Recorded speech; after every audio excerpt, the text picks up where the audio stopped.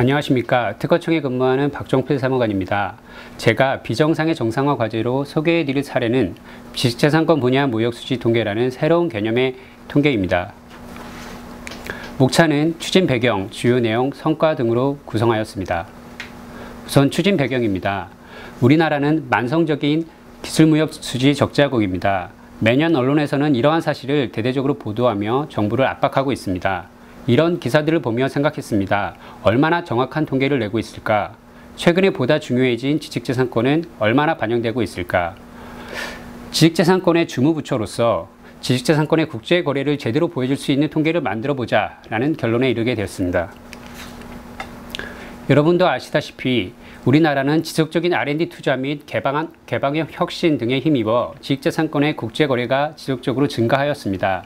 밑에 표에서 보시는 것처럼 지식재산권의 사용료 수지와 기술무역 수지가 매년 국제거래 규모가 증가하고 있습니다. 하지만 관련 무역 수지 적자 또한 증가하고 있는데요. 표에서 보시는 것처럼 매년 50억 달러 이상의 적자를 보이고 있습니다. 지식재산권의 수출 확대와 무역 수지 개선을 위해서는 무엇보다 정확한 거래 실상을 파악하는 것이 필수입니다.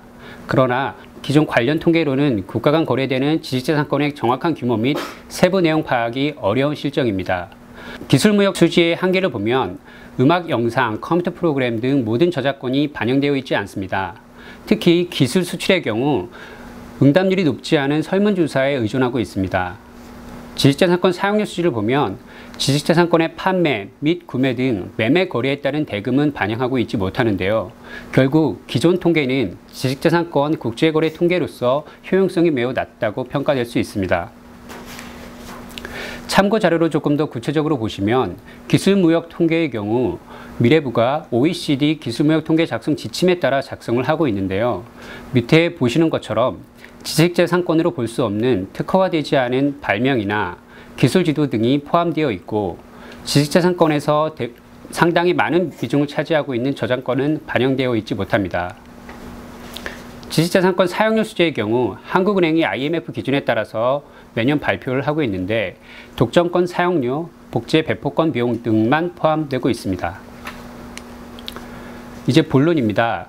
지금까지 설명드린 이러한 비정상적인 어려움을 해소하고자 경제조사 및 통계 작성의 전문성을 부여한 한국은행과 손을 잡고 새로운 통계 신규 개발 및 분석을 추진하게 되었습니다. 또한 문화체육관광부, 미래창조과학부 등과 통계 신규 개발 등을 위한 협업체계도 구축하였습니다. 그리하여 나온 지식재산권 무역수지의 기본 구성은 9페이지와 같습니다. 지식재산권 사용료 수지에서 포함하지 못한 판매 구매액을 모두 포함하였고 기술무역 수지에서 포괄하지 못하고 있는 저작권을 모두 포괄하였습니다. 이러한 통계를 산출하게 된 방식을 말씀드리면 한국은행이 취합하는 모든 외환거래 정보 중에서 지식재산권의 매매 및 사용 거래를 선별하였습니다. 그리하여 산출된 통계는 지식재산권 유형별, 기관 형태별, 산업별, 교역 국가별로 상세하게 분석할 수 있습니다. 산출 결과를 간략하게 말씀을 드리면 우리나라 지식재산권 무역 수지는 최근 5년간 개선되는 추세에 있습니다. 하지만 2014년 61.7억 달러 적자를 기록해서 여전히 높은 적자를 보이고 있는데요. 그러나 고무적인 것은 수출액이 많이 증가해서 무역 수지비가 크게 개선되었다는 점입니다. 네 가지 구분에 따라 무역수지를 살펴보면 지식재산권 무역수지 적자는 국내 대기업이 전기전자제품 생산 과정에서 미국 특허권을 많이 사용함에 따라 발생하고 있습니다. 여기서도 알 수 있듯이 국내 중소증권 기업은 흑자를 보이고 있고요. 자동차 및 출판, 영상, 방송, 통신 분야에서 흑자를 보고 있습니다. 우리나라는 만성적인 무역수지 적자국이라지만 여러 군데서 긍정의 시그널을 보이고 있는 것입니다. 13페이지는 기존 통계와의 추세를 비교하고 있습니다.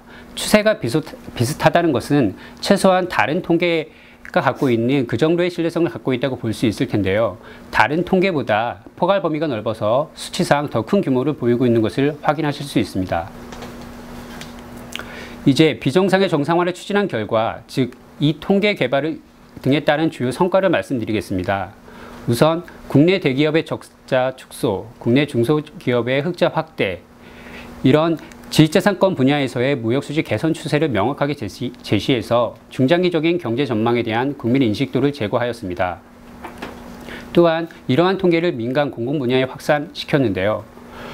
KBS, 한겨레신문 등 21여 개 매체에 집중 보도가 되었고 청와대 경제관계장관회의 등을 통해서 전부처로 확산을 시켰습니다. 그리고 미래부, 산업부, 문화부 등이 참여하는 무역수지 개선을 위한 법무처 대책도 마련을 추진하고 있습니다.